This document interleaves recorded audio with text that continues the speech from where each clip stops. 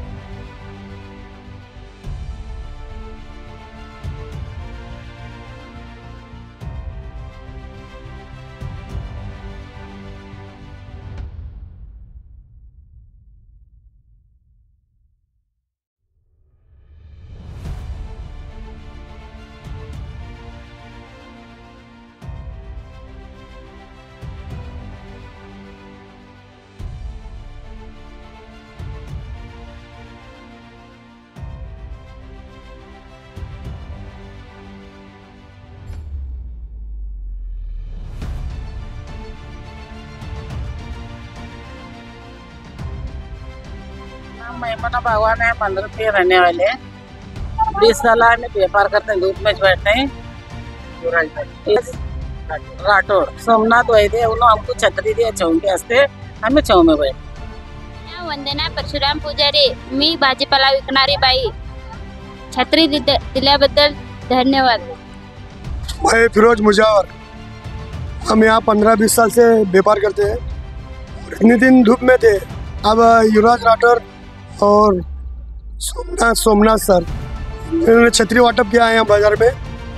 मैं इनके आभार है, धन्यवाद। मी ज्वारीची व्यापारी करतो। उन्हामध्ये एवढे दिवस बसत होतो, 8 दिवस उन्हामध्ये काढतो आणि ते आम्हाला सावलीमध्ये बसण्याकरिता युवराज राठोड आणि सोमेश वैद्य यांनी आम्हाला छत्री दिले सावलीसाठी, तर मी त्यांचा मनापासून आभारी आहे। माधप्पा नंदुरे, राहणार मंद्रुप। कायमची आम्ही भाजीपाला जर शुक्रवारी विकतो। उन्हातानाची आम्हाला लय त्रास व्हायला लागला म्हणून आम्हाला छत्री मिळालेली आहे। तुम्ही दिलेला आभार मानतो त्यांना।